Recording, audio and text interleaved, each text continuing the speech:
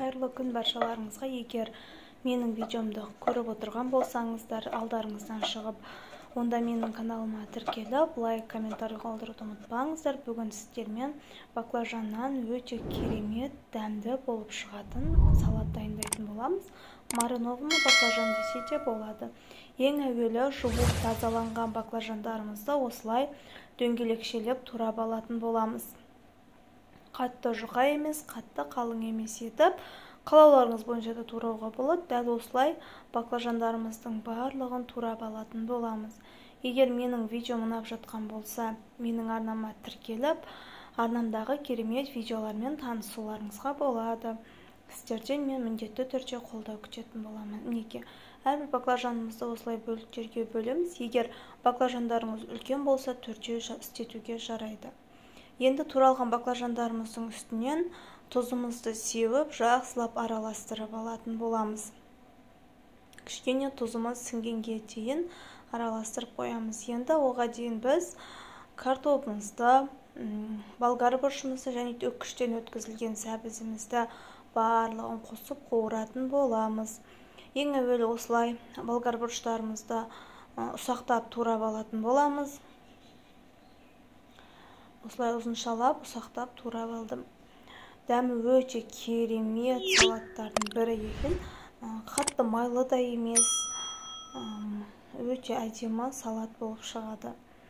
Неке жуамызды, пиязымызды қалауларыңыз бойынша турасаңыздар болады. Ұсақтауға да болады, немесе ірі етіп турауға да болады. Маған осылай ірі етіп тураған ұнайды. Сондықтан мен үлкен етіп турап алдым. Енді осы туралған заттарымызды қызып тұрған азғантай ғана майымызға салып, жақсылап қуыратын боламыз. Майымыздың көлемі өте азғантай, 50 граммға да жетпейтін май қосып қуыратын боламыз. Енді үстінен болгар бұрышымызды, онан соң сәбізімізді салып, үккіштен өткізілген жақсылап қуыратын боламыз. Тұзын салып, 2-3 минуттай қуырып алатын боламыз. Енді осы аралықта 2-3 минут тұнып тұрған кезде сковородкамызге кішкентай ғана майымызды жағып, баклажандарымызды қуырып алатын боламыз. Баклажанның таза пісуі міндетті емес, сарғыштау етіп алуға да болады. 1-1,5 минуттай қуыруға болады. Маған қып-қызыл баклажандар ұнағандықтан мен қызартып алдым, пісіріп. Неке осылай май жағылған сковородкемізге салып, кішкене екінші жағы сарғайғанға дейін жақсылап қуырып алатын боламыз. Неке осылай, міне байқасаңыздар, бір шеті қызарып шықты. Енді екінші жанында осылай қызартып алатын боламыз. Егер сіздерге бұлай қызарып піскен ұнамайтын болса, сарғыштау етіп алуға болады.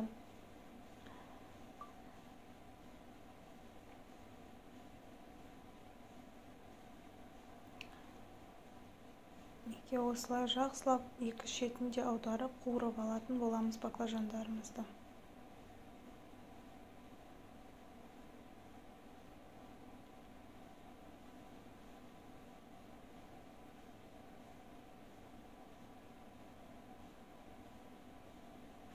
Енді дайын болған баклажандарымыз осылай контейнерге салып, үстінен қуырып дайын болған салмамызды саламыз, және де оның үстінен укропымызды, кинзамызды, кез келген көк шөптерді қосуға болады. Және де 2-3 тіс сарымсақ міндетті түрде қосыңыздар. Менде болмағандықтан мен қосқан жоқпын. Және де енді осының үстінен соусын дайындайтын боламыз. Соусқа бір ас қасық, жалпы бір ас қасық емес, бір шай қасық 9% уксус, және де 2 ас қасық суымызды, бір шай қасық қантымызды салып, жақсылап араластырып, осы дайын болған масалығымыздың үстіне құятын боламыз. Бұл бізде қант жақсылап салып, араластырып, ерігенге дейін жақсылап араластыратын боламыз. Енді барлығын жақсылап араластырып, дайын болған масамыздың үстінен құямыз. Құйып болғаннан кейін контейнердің қақпағын жауып, жақсылап араластырамыз. Сонан соң кішкене бір жарым сағатқа маринадтап тұндырып қоятын боламыз. Воля, осындай керемет салат дайын болады. Дәміне сөз жоқ, енді тіптен ешқандай тамақтың да қажеті жоқ. Мына салатты тұрған кезде өте керемет әрі тойымды салаттардың бірі болып шығады. Міндетті түрде жасап көруге кеңес беремін. Менімен болғандарыңызға рахмет. Мені қолдауды ұмытпаңыздар. Мен сіздерді жақсы көремін.